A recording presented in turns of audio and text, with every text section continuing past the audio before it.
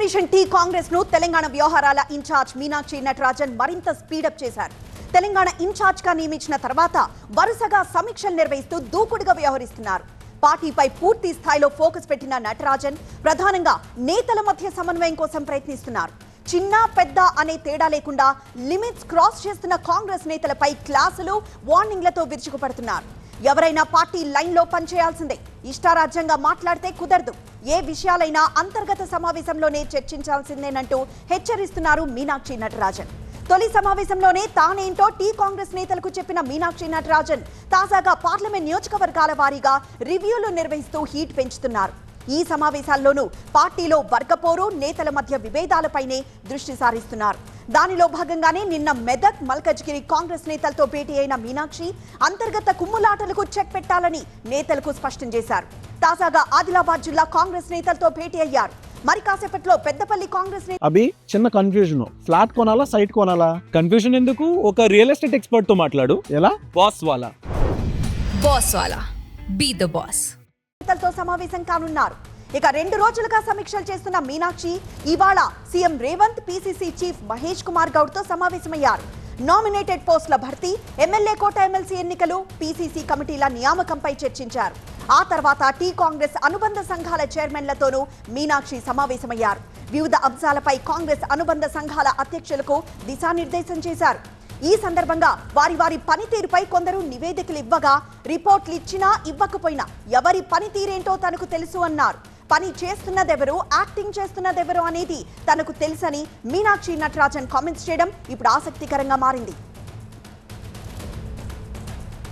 మా senior correspondent Prabhakar అడిగి మరిన్ని వివరాలు తెలుసుకుందాం. ప్రభాకర్, డైరెక్ట్ గా పని చేస్తున్నదెవరు, యాక్టింగ్ చేస్తున్నదెవరో తనకు తెలుసంటూ మీనాక్షి వ్యాఖ్యానించడం, మరోవైపు వచ్చిన దగ్గర నుండి పార్టీ లైన్ దాటితే వేటు లేదా వార్నింగ్లు. సో కాంగ్రెస్ లో ఇప్పుడు ఏం జరుగుతోంది, ఏం జరగబోతోంది? ఆపరేషన్ టీ కాంగ్రెస్ స్టార్ట్ అయినట్టుగానే చెప్పొచ్చు. మొన్న జైరాబాద్ పార్లమెంటు సమావేశంలో కానీ, మల్కాజ్గిరి, మెదక్ పార్లమెంట్లో కానీ చాలా స్పష్టంగా చెప్పారు. ఎవరైతే పార్టీ లైన్ దాటి మాట్లాడతారో వారిపైన వేటు తప్పదు అంటూ సీరియస్ వార్నింగ్ కూడా ఇచ్చారు. వార్నింగ్లు ఇస్తూనే ఓవైపు పార్టీని గాడిలో పెట్టే పనులు అయితే చేస్తున్నారని చెప్పాలి. ముఖ్యంగా ఇప్పటికీ 3 పార్లమెంటరీ కాన్స్టిట్యున్సీస్ సెగ్మెంట్ల రివ్యూలు అయిపోయినాయి. 3 పార్లమెంటరీ సెగ్మెంట్ రివ్యూలలో కూడా చాలా ఎఫెక్టివ్గా తాము చెప్పదలుచుకున్నది డెలివరీ చేశారని చెప్పాలి. ఎందుకంటే ఎక్కడ కూడా కాంగ్రెస్ పార్టీలో ప్రజాస్వామ్యం, అంతర్గత ప్రజాస్వామ్యం ఎక్కువగా ఉంటుంది అనే ప్రచారం ఉంది. దాన్ని మనం చూస్తూనే ఉంటాం. జగ్గారెడ్డి లాంటి నేతలు కానీ, కోమటిరెడ్డి లాంటి లీడర్స్ కానీ ఎప్పుడైనా బయటకు వచ్చి బాహాటంగా మాట్లాడుతూనే ఉంటారు. అవి వివాదాస్పదం అవుతూనే ఉంటాయి. కాకపోతే మొన్న జగ్గారెడ్డి చిట్చాట్లో కూడా చెప్పారు, ఏవి కూడా బయట మాట్లాడొద్దు అని ఒక క్లియర్ ఆదేశాలు ఉన్నాయంటూ చిట్చాట్లో కూడా చెప్తున్నారు. సో ఎక్కడ కూడా ఇప్పటి నుంచి పార్టీ చాలా డిసిప్లైన్గా ఉండాలి అని అంటే మనం లోపల మాట్లాడుకున్న విషయాలు బయటకు వెళ్ళకూడదు అనే సంకేతాలను చాలా స్పష్టంగా ఇచ్చారు. దాంతోపాటుగా కాన్స్టిట్యున్సీ వైజ్గా ఇంతకుముందు ఎవరైతే బడా నేతల దృష్టిలో పడ్డ నేతలకు మాత్రమే ప్రాధాన్యత ఉండేది.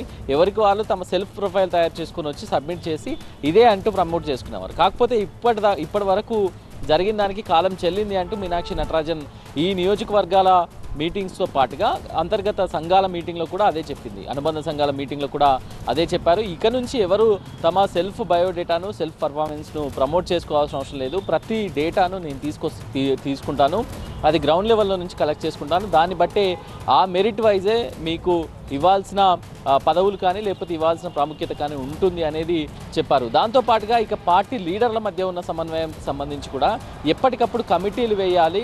కమిటీలు వేసిన తర్వాతనే ముందుకు వెళ్ళాలి. కమిటీ ఇచ్చిన రిపోర్ట్ల ప్రకారం ముందుకు వెళ్ళాలి.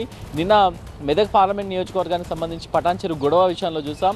పీసీసీ కమిటీ వేసినప్పటికి కూడా పీసీసీ కమిటీ రిపోర్ట్ రాలేదు. ఎందుకు రాలేదు అని మీనాక్షి నటరాజన్ ప్రశ్నించగా, కమిటీ సమావేశాలు కాలేదు, కమిటీ సరైన దృష్టి పెట్టలేదు అనేది బయటపడింది. సో ఇట్లాంటి వాటిపైన అసలు పీసీసీ కమిటీ వేసిందంటేనే డిఏసీ చాలా స్ట్రిక్ట్గా పనిచేయాలి. డిసిప్లినరీ యాక్షన్ కమిటీ చాలా స్ట్రిక్ట్గా పనిచేయాలి. అట్లాంటి డిఏసీ సీరియస్గా కాన్సన్ట్రేట్ చేయకపోతే ఎలా అనే అంశాన్ని కూడా మీనాక్షి నటరాజన్ తీసుకున్నారు. ఇప్పటికీ తీన్మార్ మల్లన్న సస్పెన్షన్ వ్యవహారం కానీ, మొన్న మునూర్ కాపు సంఘం అపెక్స్ కౌన్సిల్ సమావేశంలో ఇతర పార్టీ నేతలను పిలిచి కాంగ్రెస్ పార్టీ నేతలను తిట్టించారనే వాదన పైన విహెచ్ను పిలిపించడం కానీ, ఈరోజు పార్టీ అంతర్గత విషయాలను బయటకు తీసుకెళ్లి బహిర్గతం చేసే నేతలపైన వేటు తప్పదు అంటూ చేసిన వార్నింగ్స్ కానీ, ఇవన్నీ కూడా కాంగ్రెస్ పార్టీలో operation T Congress, operation Yes. TPCC మొదలైనట్టుగానే భావించవచ్చు.